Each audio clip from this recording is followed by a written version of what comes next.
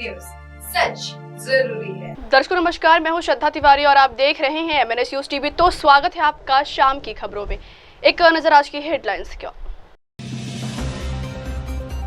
क्या भारत चल पड़ा है आपदा प्रबंधन में विश्व गुरु बनने की ओर, अमित शाह ने दिया बड़ा हिट। पीएम मोदी को मिला सर्वोच्च सम्मान, भारत साइप्रस संबंधों में नए अध्याय की शुरुआत। सीजफायर के बाद पहली बार आमने सामने मुलाकात, G7 समिट में मोदी ट्रंप पर सबकी निगाहें।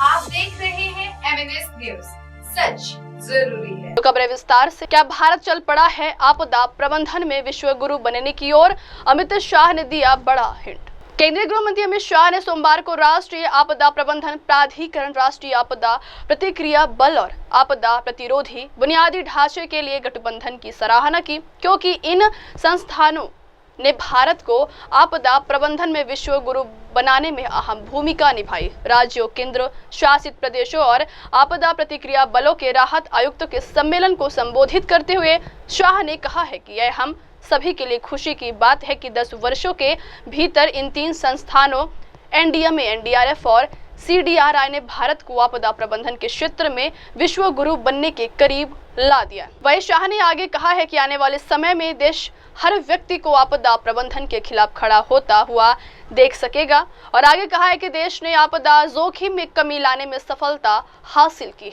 आपदा राहत की दृष्टि से और आपदा प्रबंधन की दृष्टि से महत्वपूर्ण इस कार्यक्रम में मेरे साथ मंच पर उपस्थित मेरे साथी मंत्री श्रीमान नित्यानंद राय जी, भारत सरकार के गृह सचिव गोविंद मोहन जी, श्रीमान राजेंद्र सिंह जी, विभाग अध्यक्ष NDMA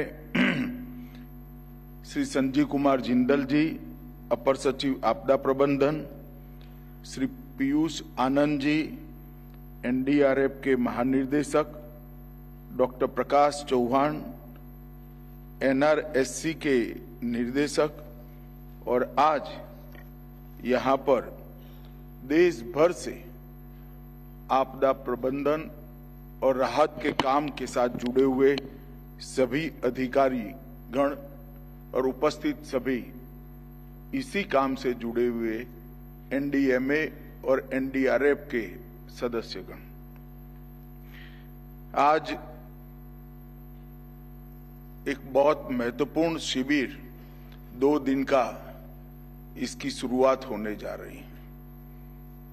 विगत 2 वर्ष से, गत वर्ष और इस वर्ष, हमने राहत और आपदा प्रबंधन दोनों से जुड़ी हुई सभी एजेंसियों के वर्कशॉप को, उनकी मीटिंग को एकत्रित कर एक ही मीटिंग के अंदर, एक ही वर्कशॉप के अंदर ढेर सारी एजेंसियों को एकत्रित कर एक होल ऑफ गवर्नमेंट अप्रोच के साथ विचार का ये मंच बनाने का काम किया है।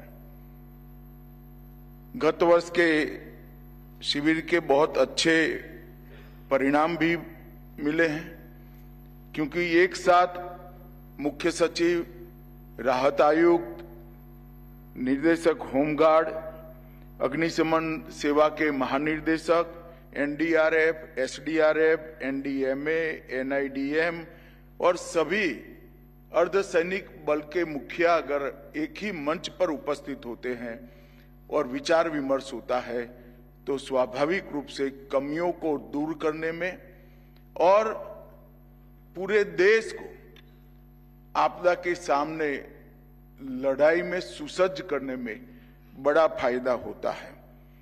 मल्टी स्टेक होल्डर अप्रोच और इंटर एजेंसी कोऑर्डिनेशन, ये दोनों बहुत अच्छे तरीके से हो पाता है और मैं मानता हूं कि ये परंपरा को और सुदृढ़ करना चाहिए। आभासी तरीके से इसमें हर बार कुछ न कुछ जिलों को और कुछ न कुछ आपदा के दृष्टि से संवेदनशील तहसीलों को भी जोड़ने की परंपरा एक बार शुरू करनी चाहिए। जिससे राष्ट्रीय स्तर पर जो विचार होता है वो धीरे धीरे जिला और तहसील स्तर पर भी परकोलेट करने में हमें सहायता मिले। मित्रों, हम सब जानते हैं कि जलवायु परिवर्तन और ग्लोबल वार्मिंग के कारण आज पूरा विश्व आपदाओं से चिंतित है, मगर हम सब के लिए आनंद का विषय है कि 10 साल के अंदर एनडीएमए, एनडीआरएफ और सीडीआरआई, ये 3 संस्थाओं ने भारत को आपदा प्रबंधन के क्षेत्र में ग्लोबल लीडर बनाने के करीब ले जाकर खड़ा कर दिया है। और ये हम सब के लिए बड़ा आनंद का विषय है। एनडीएमए ने नीति विषयक संरचना करना, शोध कार्य करना, अनेक प्रकार के अभ्यास के लेखों को लोगों तक पहुंचाना, कई एप्स बनाना और ओवरऑल कोऑर्डिनेशन नीति विषयक विषयों का एनडीएमए ने बहुत अच्छा किया है। और एनडीआरएफ की मैं बात करता हूं तब मेरे ही विभाग के तहत काम करने वाला संगठन है, मगर मैं बेझिझक होकर कह सकता हूं कि पूरे देश में एनडीआरएफ ने अपनी एक छवि बनाई है, ख्याति भी अर्जित की है और सम्मान भी प्राप्त किया। और एनडीआरएफ के संरचना में एसडीआरएफ का भी बहुत बड़ा रोल रहा है। एसडीआरएफ के जवानों को एनडीआरएफ के तर्ज पर ट्रेन करने के लिए भी एनडीआरएफ ने बहुत बड़ा काम किया है। और जब मैं कहता हूं कि भारत ग्लोबल लीडर बनने के कगार पर है, तब हमने वैश्विक स्तर पर भी सीडीआरआई के माध्यम से ढेर सारी प्रसिद्धि भी प्राप्त की है और स्वीकृति भी प्राप्त की है। मित्रों, ये 10 साल के अंदर डिजास्टर रिस्पांस के लिए ये दशक जो है बड़ा परिवर्तनकारी दशक माना जाएगा। जब भी भारत के डिजास्टर रिस्पांस का इतिहास लिखा जाएगा, ये 10 साल संक्रांति काल के 10 साल के रूप में इतिहास को इसको नोट करना पड़ेगा। ये 10 साल में क्षमता, गति, दक्षता और सटीकता, ये चारों क्षेत्रों में हमने बहुत नोंदपात्र सिद्धियां हासिल की हैं। हमने न केवल क्षमता को बढ़ाया है, इसको संवर्धित कर कर सातत्यपूर्ण तरीके से तहसील तक पहुंचाने का काम किया है।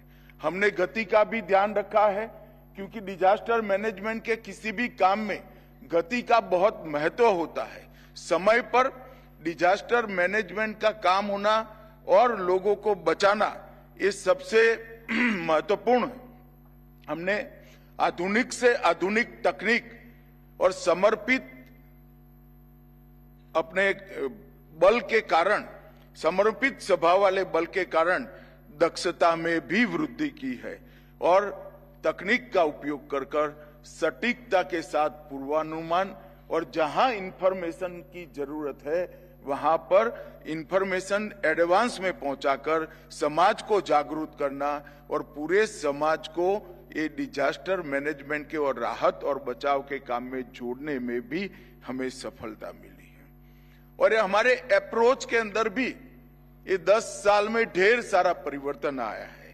पहले अप्रोच सिर्फ राहत केंद्रित होता था, डिजास्टर आते थे, बचाव की कोई ना कार्य योजना होती थी ना बचाव का उद्देश्य होता था। डिजास्टर के बाद कैसे सहायता करना, कैसे पुनर्वसन करना, इस पर ही पूरा काम था। इस दशक की शुरुआत में हम मिनिमम कैजुअलिटी तक पहुंचे और दशक की समाप्ति होते थे जीरो कैजुअलिटी को हमने सफलता के साथ प्राप्त कर कर पूरे विश्व को अजूबा में डाला। दृष्टिकोण, जैसे मैंने कहा कि राहत केंद्रित से समग्र और एकीकृत हुआ है।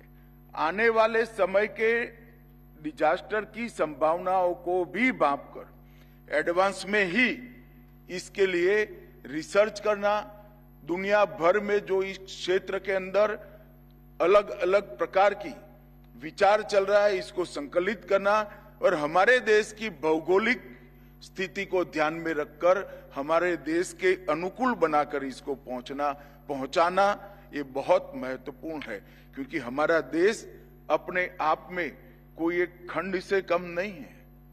आप आसाम के समस्याओं को देखेंगे तो अलग प्रकार की है, गुजरात की देखेंगे तो अलग प्रकार की है, उड़ीसा की समस्याओं को देखेंगे तो अलग प्रकार की है, पहाड़ों की समस्याएं अलग प्रकार की है और मध्य भारत और दक्षिण भारत की समस्याएं भी अलग प्रकार की हैं। और हमने हमारे प्रयास को रिएक्टिव की जगह प्रोएक्टिव करने में भी बड़ी सफलता प्राप्त की है।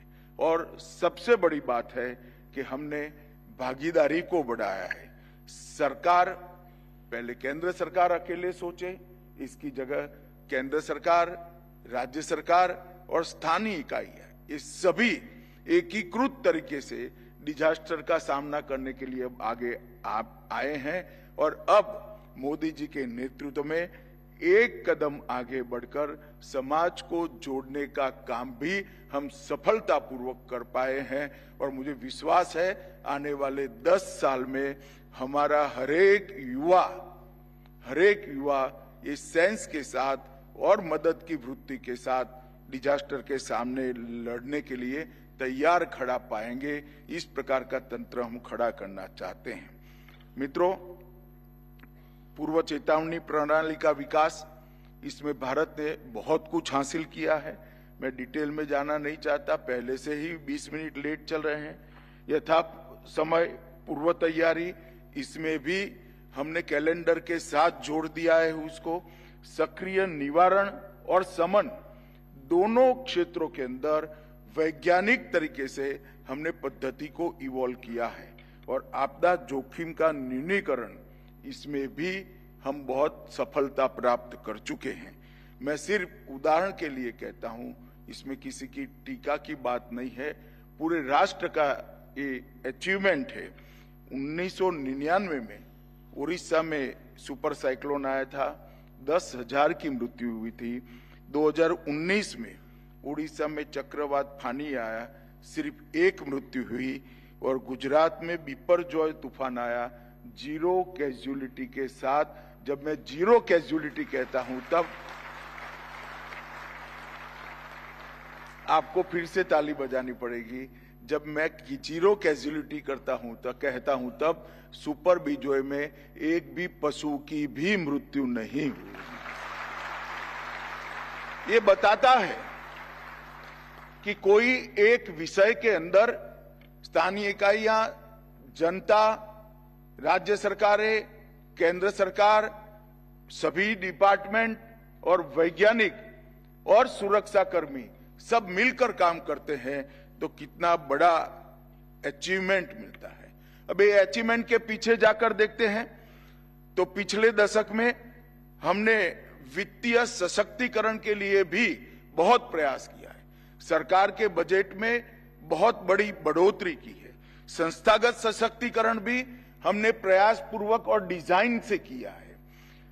संरचनात्मक सशक्तिकरण भी किया है और इस सब को जोड़ते हुए मल्टी डायमेंशनल अप्रोच को भी नीति के रूप में हमने स्वीकार किया है। मित्रों, मैं फिर से एक बार कुछ आंकड़े जरूर बताना चाहूंगा। 2004 से 14 तक एसडीआरएफ का बजट 38,000 करोड़ था।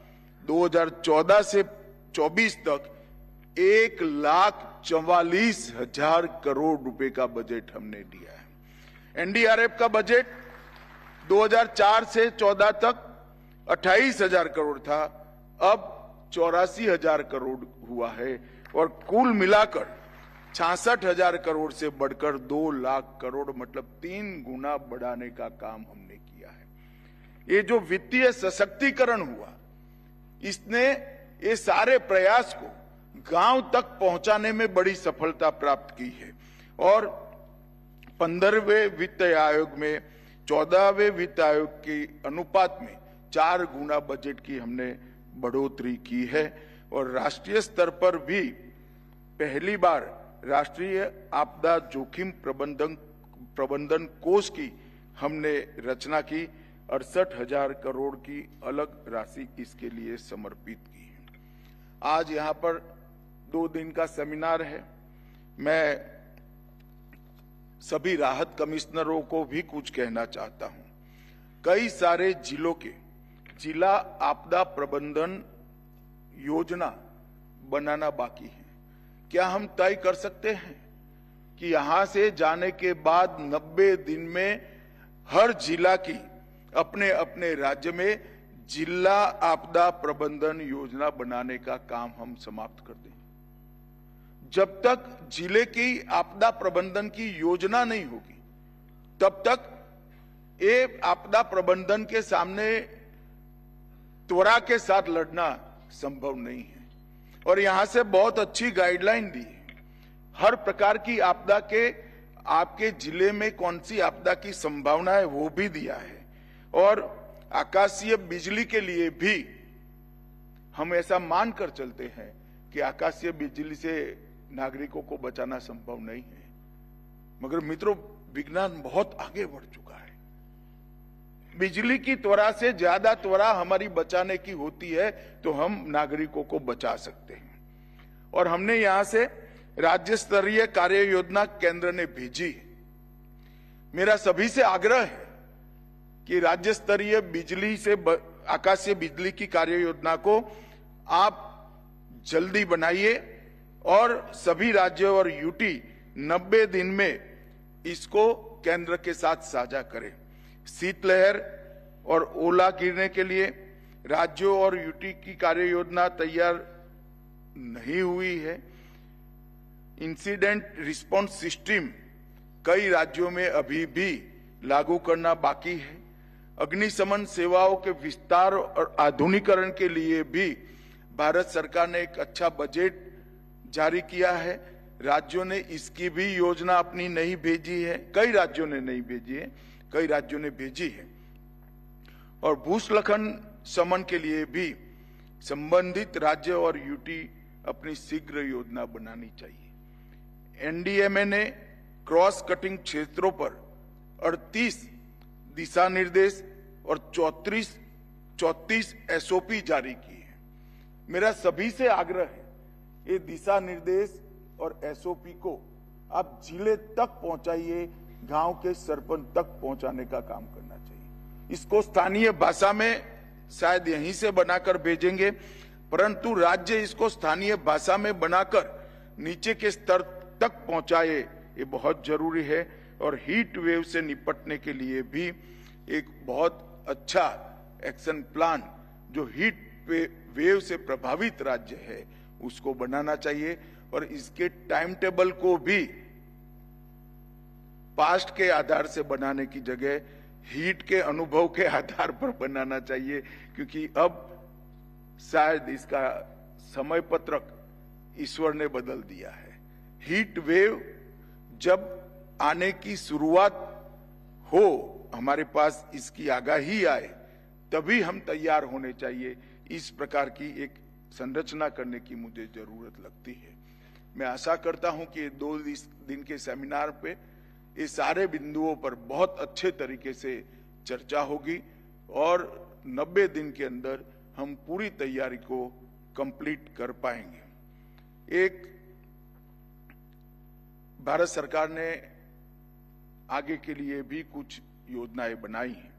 अंतर्राज्यीय मॉक ड्रिल को हम वार्षिक कार्यक्रम बनाना चाहते हैं और मैं मानता हूं कि इसे राज्यों के सहायता के बगैर संभव नहीं है। कई सारे चक्रवात ऐसे होते हैं, कई सारे डिजास्टर ऐसे होते हैं जो अंतर्राज्यीय मॉक ड्रिल की जरूरत होती है और ये करने के लिए हम राज्यों के सहायता के बगैर नहीं कर सकते हैं। आने वाले दिनों में हम इस पे आगे बढ़ना चाहते हैं।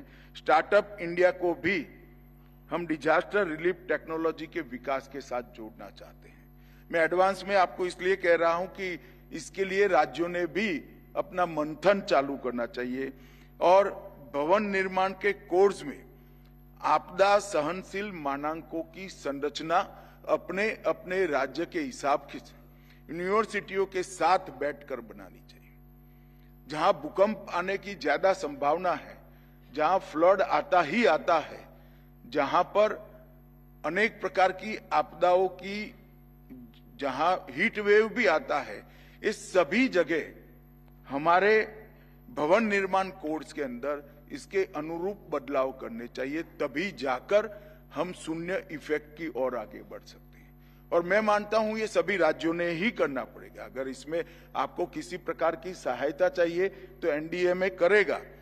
राष्ट्रीय जोखिम मूल्यांकन को अद्यतन करने के लिए माइक्रो लेवल रिस्क मैपिंग भी आने वाले दिनों में भारत सरकार करने वाली है।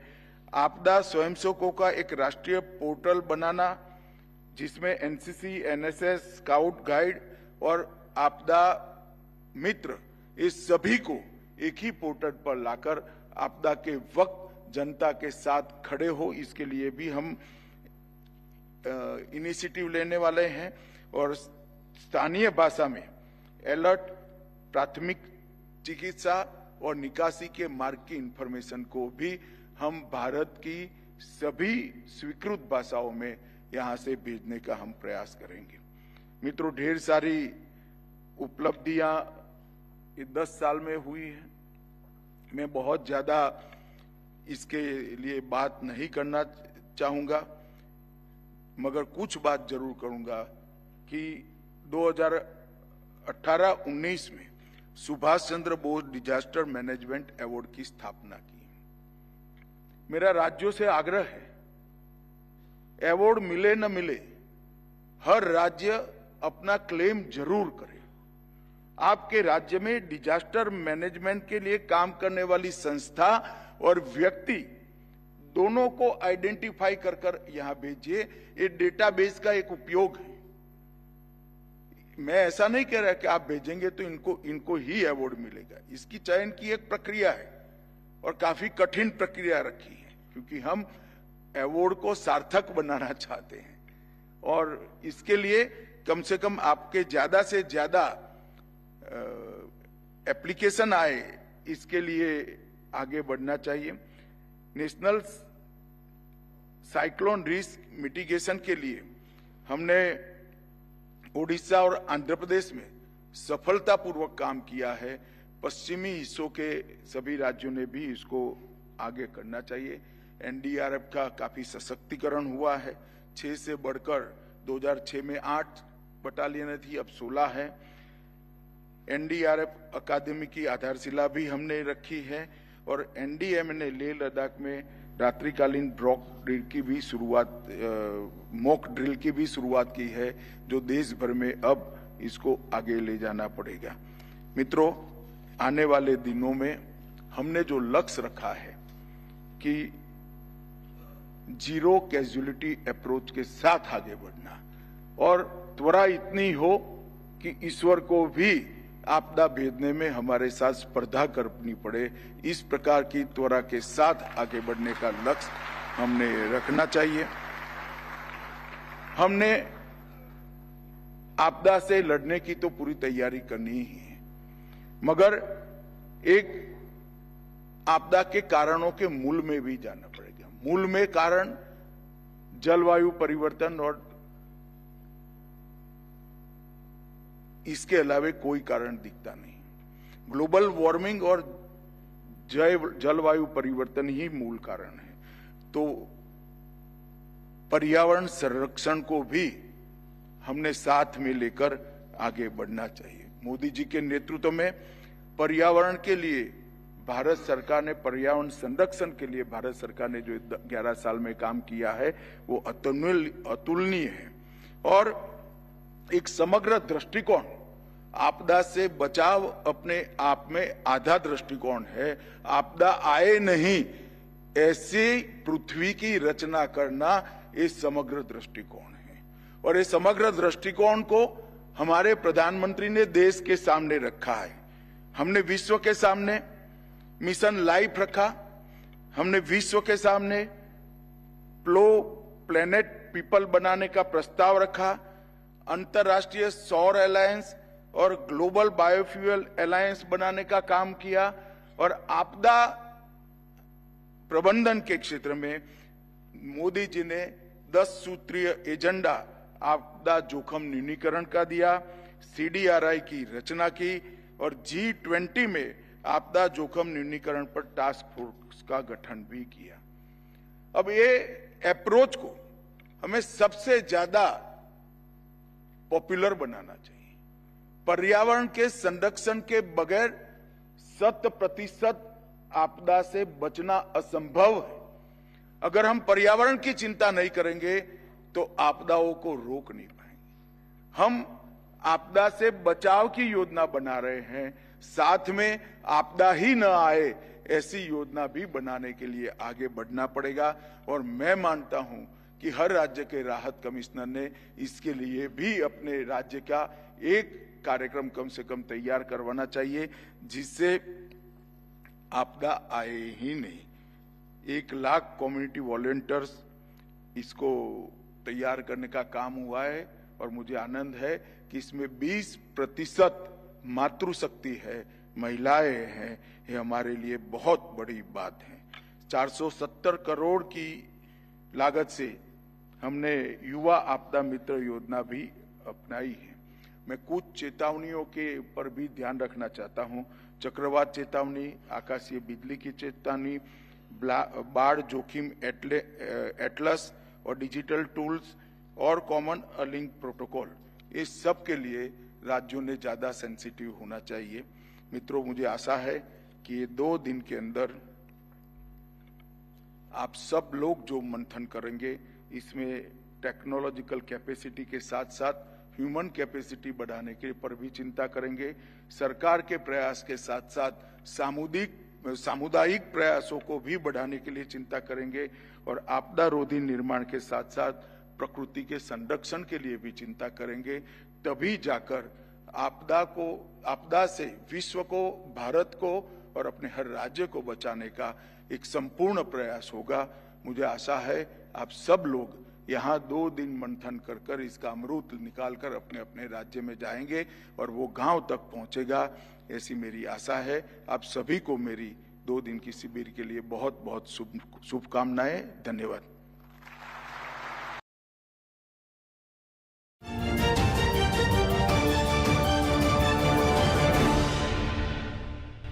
आप देख रहे हैं MNS न्यूज, सच जरूरी है। बढ़ते हैं अगली खबर की ओर। पीएम मोदी को मिला सर्वोच्च सम्मान, भारत साइप्रस संबंधों में नए अध्याय की शुरुआत। पीएम मोदी अपनी 3 देशों की विदेश यात्रा के पहले चरण में साइप्रस पहुंचे। यहां साइप्रस सरकार ने उन्हें देश के सर्वोच्च नागरिक सम्मान grand cross of the order of Makarios से सम्मानित किया। इसके लिए पीएम मोदी ने साइप्रस के राष्ट्रपति निकोस क्रिस्टोडोलाइट्स का आभार जताया। पीएम मोदी 3 देशों की विदेश यात्रा पर गए हैं, जहां वह साइप्रस, कनाडा और क्रोएशिया का दौरा करेंगे। कनाडा में वह G7 सम्मेलन में शामिल होंगे। पीएम मोदी ने साइप्रस में कहा है कि भारत जल्द ही दुनिया की 3री सबसे बड़ी अर्थव्यवस्था भी बन जाएगा। उन्होंने साइप्रस की कंपनियों के लिए देश में उपलब्ध असंख्य आर्थिक अवसरों का उल्लेख भी किया। और एक्सेलेंसी राष्ट्रपति जी, the grand cross of the order of Makarios 3 सम्मान के लिए मैं आपका, साइप्रस सरकार का और साइप्रस के लोगों का ऐसे हार्दिक अभिनंदन करता हूं, आभार व्यक्त करता हूं। यह सम्मान केवल मेरा, नरेंद्र मोदी का सम्मान नहीं है, ये 140 करोड़ भारतवासियों का सम्मान है। उनके सामर्थ्य और आकांक्षाओं का ये सम्मान है। ये हमारे देश के सांस्कृतिक भाईचारे और वसुधैव कुटुंबकम की विचारधारा का सम्मान है।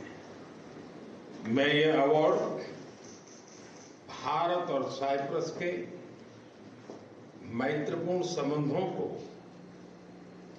हमारे साझा मूल्यों और हमारी पारस्परिक समझ को समर्पित करता हूं। सभी भारतीयों की ओर से मैं इस सम्मान को अत्यंत विनम्रता और कृतज्ञता से स्वीकार करता हूं। यह अवार्ड शांति, सुरक्षा, संप्रभुता और क्षेत्रीय अखंडता और हमारे लोगों की समृद्धि के लिए हमारी अटूट प्रतिबद्धता का प्रतीक है। एक्सेलेंसी, मैं इस सम्मान को भारत और साइप्रस के संबंधों के प्रति एक जिम्मेदारी के रूप में इसका महत्व मैं समझता हूं और मैं उस भाव से इसको लेता हूं। मुझे पूरा विश्वास है कि हमारी सक्रिय साझेदारी आने वाले समय में और भी नई ऊंचाइयों को छुएगी। हम मिलकर न केवल अपने देशों के विकास को मजबूत करेंगे, बल्कि एक शांतिपूर्ण और सुरक्षित वैश्विक वातावरण के लिए, उसके निर्माण के लिए भी मिलकर के योगदान देंगे। मैं फिर एक बार इस सम्मान के लिए आपका हृदय से बहुत बहुत आभार व्यक्त करता हूं।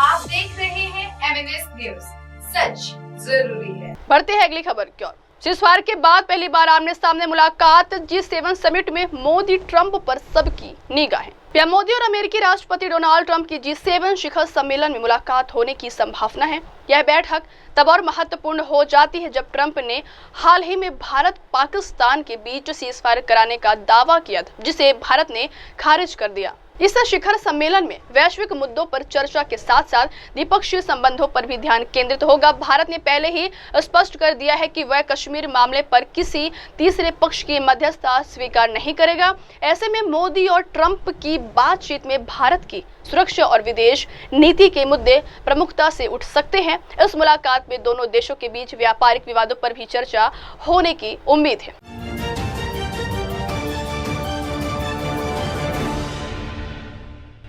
आप देख रहे हैं MNS न्यूज, सच जरूरी है। बढ़ते हैं अगली खबर की ओर। भाजपा नेता तमिलिसाई सुंदरराजन का बयान। हाल ही में हमारे माननीय मुख्यमंत्री श्री M.K.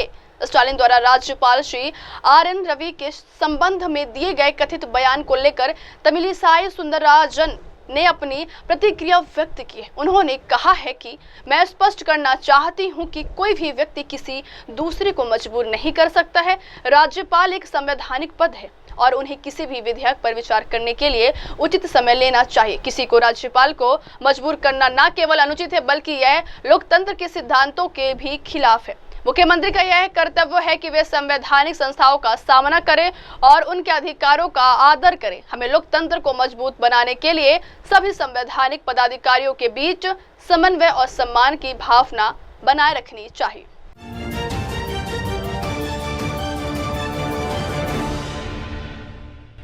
आप देख रहे हैं MNS न्यूज, सच जरूरी है। बढ़ते हैं अगली खबर की ओर। बांग्लादेश में रविंद्रनाथ टैगोर के पैतृक घर पर हुए हमले की कड़ी निंदा। प्रदेश भाजपा अध्यक्ष श्री वीरेंद्र सचदेवा ने बांग्लादेश में रविंद्रनाथ टैगोर के पैतृक घर पर हुए हमले की कड़ी निंदा करते हुए कहा है कि यह हमला न केवल बंगाली बल्कि हिंदू संस्कृति पर भी हमला है। श्री सचदेवा ने कहा है कि हम इस हमले की तीव्र निंदा करते हैं। यह सांस्कृतिक आक्रमण है जिसे हम बर्दाश्त नहीं करेंगे। हम बांग्लादेशी उच्चायोग के समक्ष अपना विरोध प्रकट करने के लिए मार्च कर रहे हैं और एक ज्ञापन देंगे। उन्होंने आगे कहा कि बांग्लादेश सरकार को चाहिए कि वह चरमपंथियों द्वारा की जा रही गतिविधियों का संज्ञान ले और उनके खिलाफ सख्त कार्रवाई करे। हम हिंदू और बंगाली संस्कृति के प्रति इस अनादर को कतई स्वीकार नहीं करेंगे। प्रदेश भाजपा अध्यक्ष ने कहा कि इस प्रकार की घटनाएं सांप्रदायिक सौहार्द को नुकसान पहुंचाती है और भारत सरकार से भी इस मामले में कड़ी प्रतिक्रिया की अपेक्षा करते हैं। रविंद्रनाथ टैगोर गुरुदेव के पैतृक स्थान पर जिस तरह से बांग्लादेश में हमला किया जा रहा है, उसकी हम निंदा करते हैं। ये पूरी बंगाली संस्कृति पर हमला, पूरी हिंदू संस्कृति पर हमला है और इस तरह कि हम लोग को जो कट्टरपंथी ताकतें हवा दे रही हैं, आज हम बांग्लादेश दूतावास पर जाके प्रदर्शन कर रहे हैं, उनसे ज्ञापन दे रहे हैं। इस तरह की हरकतों को हिंदुस्तान, सरकार का क्या रोल है इसके अंदर? देखिए, अगर कट्टरपंथी ताकतें वहाँ सर उठा रही हैं और उनको छूट दी जा रही है तो सरकार को संज्ञान लेना चाहिए। अभी आप पूछ कर रहे हैं एम्बेसी की तरफ, क्या हम बांग्लादेश दूतावास की तरफ जा रहे हैं, उनको ज्ञापन देंगे कि इस तरह का अपमान हिंदू संस्कृति का, हिंदुओं का, बांग्ला संस्कृति का बर्दाश्त नहीं होगा। मांग क्या है इसका? हमारी सीधी सी मांग है, ऐसी कट्टरपंथी ताकतें जो इस तरह का हरकतें, घिनौनी हरकतें करें, उनके खिलाफ कड़ी कार्रवाई की जाए।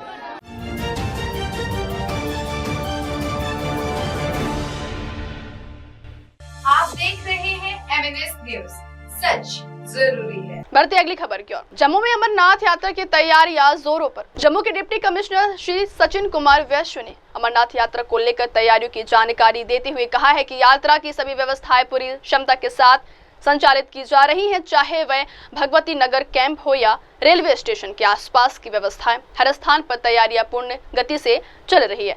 उन्होंने बताया कि वैष्णवी धाम, कालिका धाम, सरस्वती धाम सहित अन्य प्रमुख धार्मिक स्थलों पर भी विशेष इंतजाम किए जा रहे हैं। हमारा प्रयास है कि इस बार श्रद्धालुओं को पिछली यात्रा की तुलना में कहीं बेहतर अनुभव दिया जाए। सुविधाओं में सुधार किया जा रहा है और सुरक्षा के व्यापक प्रबंध किए गए हैं ताकि किसी भी श्रद्धालु को कोई असुविधा न हो। श्री अमरनाथ जी यात्रा के लिए जो तैयारियां हैं वो जोरों शोरों से चल रही है, चाहे हमारा भगवती नगर का वो कैंप हो या फिर रेलवे स्टेशन के आसपास जो हमारी तैयारियां रहती हैं, जो वैष्णवी धाम, कालिका धाम, सरस्वती धाम, वो सारी जगहों पर पूरी तैयारियां चल रही हैं और बेहतर अनुभव दे सके हम पिछली बार की अगर तुलना में देखा जाए तो हमारा यही प्रयास है। और सभी श्रद्धालुओं को मैं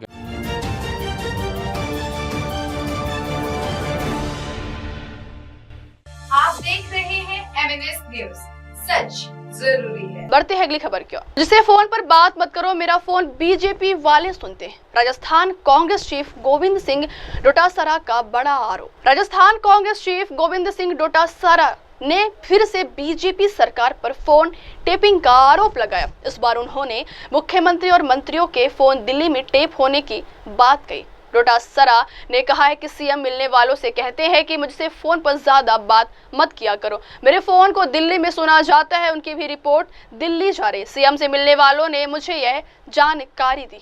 कांग्रेस प्रदेश अध्यक्ष डोटासरा ने प्रेस कॉन्फ्रेंस कर संगठन को मजबूत करने के लिए चलाए जा रहे अभियान और राज्यों की बीजेपी सरकार पर जमकर निशाना साधा। डोटासरा ने बताया है कि राष्ट्रीय अध्यक्ष मल्लिकार्जुन खड़गे और संगठन महासचिव के.सी. वेणुगोपाल के निर्देशों के तहत प्रदेश में संगठन को बूथ स्तर तक मजबूत करने का काम तेजी से चल रहा है। इसी बीच गोविंद सिंह डोटासरा ने बीजेपी सरकार को निष्क्रिय बताते हुए कहा है कि न तो ट्रांसफर हो रहे हैं, न बजट पास हो रहा है और न ही आम जन के काम हो रहे हैं।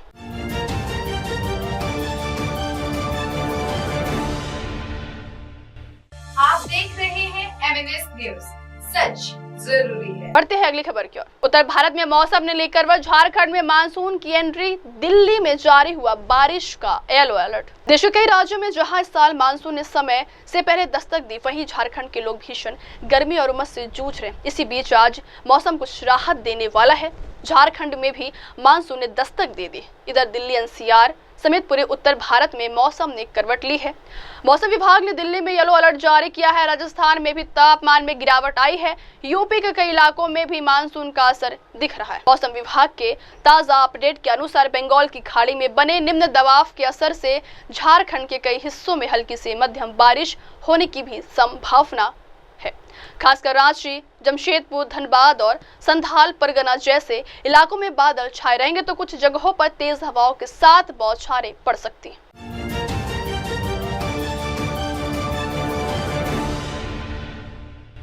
आप देख रहे हैं MNS न्यूज, सच जरूरी है। बढ़ते हैं अगली खबर की ओर। सोलापुर के वफादार नेता छोड़ेंगे शरद पवार का साथ। सांसद मोहिते पाटिल पर जुबानी फार के बाद लिया फैसला। राष्ट्रवादी कांग्रेस पार्टी के जिला अध्यक्ष पद से हटाए गए वरिष्ठ नेता शरद पवार के विश्वस्त सहयोगी और पूर्व जिला परिषद अध्यक्ष बलिराम काका साठे ने सांसद धैर्यशील मोहिते पाटिल पर जुबानी हमला करने के बाद पार्टी छोड़ने का फैसला किया है। जिलाध्यक्ष पद से हटाए जाने के बाद बुलाई गई समर्थकों की बैठक में इस फैसले की घोषणा की गई, जिससे शरद पवार को सोलापुर में एक और झटका लगने की संभावना है। बलिराम साठे शरद पवार के बेहद करीबी माने जाते हैं। साठे ने आज तक कभी भी पवार से दूरी नहीं बनाई। जब जिले के वरिष्ठ नेताओं के पार्टी छोड़ने के बाद पार्टी मुश्किल में थी, शरद चंद्र पवार की पार्टी एनसीपी के जिलाध्यक्ष पद से 2 दिन पहले ही बलिराम साठे को हटा दिया गया। उनकी जगह मोहिते पाटिल के समर्थक पूर्व जिला परिषद सदस्य वसंतराव देशमुख को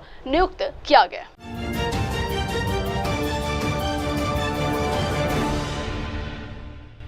आप देख रहे हैं एमएनएस न्यूज, सच जरूरी है। बढ़ते हैं अगली खबर की ओर। अमेरिका से मुंबई आ रहे एयर इंडिया के प्लेन में तकनीकी दिक्कत। अहमदाबाद विमान हादसे के बाद हवाई सेवा को लेकर काफी सतर्कता बरती जा रही है। दिल्ली के लिए उड़ान भरने वाले एयर इंडिया के विमान में तकनीकी समस्या आने के बाद वापस हांगकांग लौटने की घटना के बाद एक दूसरे फ्लाइट में भी कुछ तकनीकी दिक्कत आई है, जिस वजह से जहाज को ही खाली कराना पड़ गया। यह फ्लाइट अमेरिका से मुंबई के लिए आ रही थी, लेकिन कोलकाता में ही प्लेन में दिक्कत आ गई, जिस वजह से उसे खाली कराया गया। फ्लाइट AI 180 कोलकाता के एयरपोर्ट पर आधी रात के करीब 4:45 पर पहुंची, लेकिन बाय इंजन में तकनीकी खराबी की वजह से मुंबई के लिए उड़ान भरने में देरी हुई। इसके बाद करीब 5:20 में बजे फ्लाइट में सवार सभी यात्रियों को विमान से बाहर उतारने के लिए कहा गया।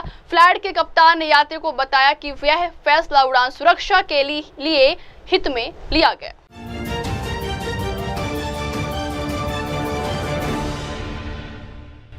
आप देख रहे हैं एमएनएस न्यूज, सच जरूरी है। बढ़ते हैं अगली खबर क्या। पाकिस्तानी खिलाड़ी के साथ खेलेगी ऋतुराज गायकवाड़, एक ही टीम के साथ हुआ है करार। ऑपरेशन सिंदूर के बाद भारत और पाकिस्तान के रिश्तों में काफी कड़वाहट देखने को मिली है, जिसका असर दोनों देशों के खेल पर भी पड़ेगा। वैसे ही भारत और पाकिस्तान के बीच का मुकाबला सिर्फ ICC टूर्नामेंट में ही होता है, लेकिन अब इस बार भी खतरा मंडरा रहा है। इन सबके बाद अब भारत और पाकिस्तान के 2 खिलाड़ी एक ही टीम के लिए खेलते हुए दिखाई देंगे। मीडिया रिपोर्ट्स के मुताबिक पाकिस्तान के खिलाड़ी अब्दुल्ला शफीक ने इंग्लिश काउंटी क्लब यॉर्कशायर के साथ करार दिया है। अब वो ट्रेंटी ब्रिज और यॉर्क में 2 चैंपियनशिप मैच खेलने वाले। वही चैंपियनशिप मैचों के अलावा 4 T20 मुकाबलों में भी हिस्सा लेंगे। ये सभी मैच विटैलिटी T20 ब्लास्ट के अंतर्गत खेलेंगे। वही चेन्नई सुपर किंग्स के कप्तान ऋतुराज गायकवाड़ भी T20 ब्लास्ट में खेलने वाले हैं। ऐसे में भारत पाकिस्तान के दोनों खिलाड़ी एक ही टीम में खेलते हुए दिखाई देंगे।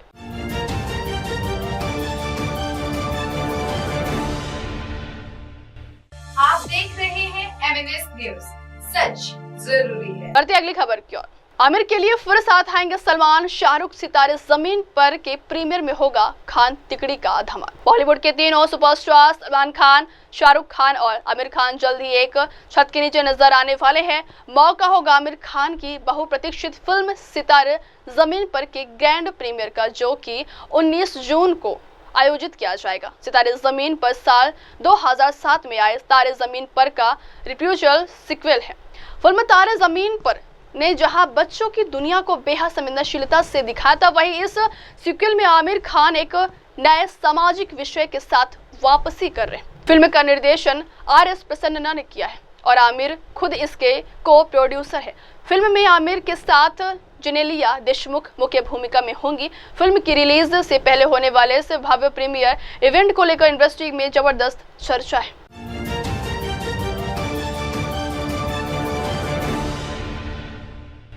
आप देख रहे हैं एमएनएस न्यूज, सच जरूरी है। बढ़ती है अगली खबर की ओर। कर्नाटक के CM DK शिव कुमार ने बेंगलुरु में स्काउट्स के कार्यक्रम में पर्यावरण संरक्षण के प्रति अपनी प्रतिबद्धता को दोहराई। कर्नाटक के उप मुख्यमंत्री DK शिव कुमार ने बेंगलुरु में स्काउट्स और गाइड्स के एक कार्यक्रम में पर्यावरण संरक्षण के प्रति अपनी प्रतिबद्धता दोहराई। उन्होंने कहा है कि यह मेरा सौभाग्य है। मैं अपने स्कूल के दिनों में एक स्काउट था। मैं स्काउट और गाइड की प्रतिबद्धता को जानता हूं, इसीलिए उन्हें बढ़ावा देना मेरा कर्तव्य है। मैंने तय किया है कि मैं इस महान आंदोलन का हिस्सा बनूंगा। हम अपने बच्चों को पेड़ लगाना, पानी बचाना, प्लास्टिक का बहिष्कार करना और स्वच्छ हवा के लिए काम करना सिखाना चाहते हैं।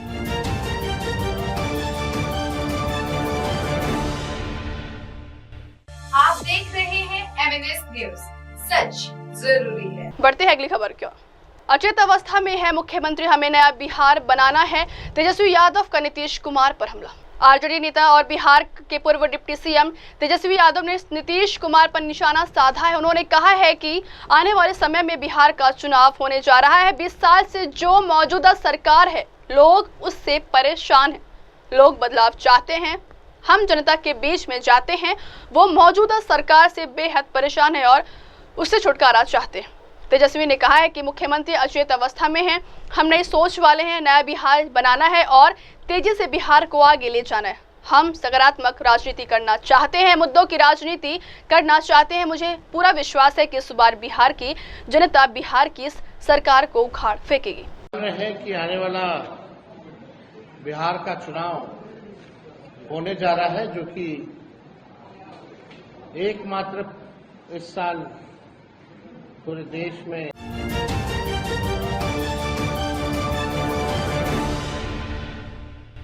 आप देख रहे हैं MNS न्यूज, सच जरूरी है। बढ़ते अगली खबर की ओर। सुप्रीम कोर्ट में भी हो तमिल भाषा में बहस, तमिलनाडु सीएम स्टालिन की बड़ी मांग। भाषा विवाद के बीच तमिलनाडु के मुख्यमंत्री एम के स्टालिन ने बड़ा बयान दिया है। उन्होंने सोमवार को कहा है कि तमिल भाषा को भी सुप्रीम कोर्ट में अदालती भाषा के रूप में इस्तेमाल की अनुमति दी जानी चाहिए। स्टालिन ने कहा है कि सुप्रीम कोर्ट और मद्रास हाई कोर्ट में तमिल भाषा में बहस की अनुमति दी जानी चाहिए और यह मांग लंबे समय से की जा रही है। उन्होंने जजों से इस मुद्दे पर समर्थन का अनुरोध भी किया। हालांकि उन्होंने इस बात पर प्रसन्नता व्यक्त की है कि फैसले तमिल भाषा में दिए जा रहे हैं। दरअसल स्टालिन लंबे समय से तमिल भाषा का मुद्दा उठा रहे हैं। उन्होंने हमेशा से तमिल भाषा को केंद्र सरकार के प्रशासनिक और आधिकारिक भाषा का दर्जा देने की वकालत की है। वह तमिलनाडु में हिंदी थोपने का लगातार विरोध करते आए हैं। स्टालिन का कहना है कि तमिलनाडु किसी भी भाषा के खिलाफ नहीं है, लेकिन वे किसी भी भाषा को तमिल पर हावी होने की अनुमति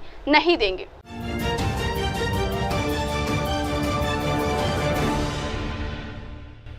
आप देख रहे हैं MNS न्यूज, सच जरूरी है। बढ़ते हैं अगली खबर की ओर। योग से जागता है बनारस। योग की नगरी वाराणसी एक बार फिर विश्व को संदेश दे रही है स्वास्थ्य, संतुलन और शांति का। 21 जून को मनाए जाने वाले अंतर्राष्ट्रीय योग दिवस से पहले आज सुबह नमो घाट पर एक अद्भुत दृश्य देखने को मिला। सैकड़ों लोगों ने गंगा तट पर एकत्र होकर योगासन के प्राणायाम किया और मानसिक शांति की अनुभूति की। बच्चों से लेकर बुजुर्गों तक हर आयु वर्ग के लोग इस सामूहिक योग में शामिल हुए। गंगा के किनारे योग करना एक दिव्य अनुभव है। हम हर साल योग दिवस से पहले यहाँ आते हैं। यह हमारी परंपरा बन चुकी है। नमो घाट की पावन भूमि जहाँ एक और अध्यात्म है, वही अब स्वास्थ्य का संदेश भी विश्व तक पहुँच रहा है। अब वक्त हो चला देश को ब्रेक की बात की खबरें मेरे सहयोगी मीनल के साथ। तब तक के लिए देखते रहिए देश और दुनिया की तमाम बड़ी खबरें। धन्यवाद। हाय हेलो नमस्कार, मैं हूं पंकज विष्णु और आप देख रहे हैं MNS न्यूज। आप देख रहे हैं MNS न्यूज, सच जरूरी।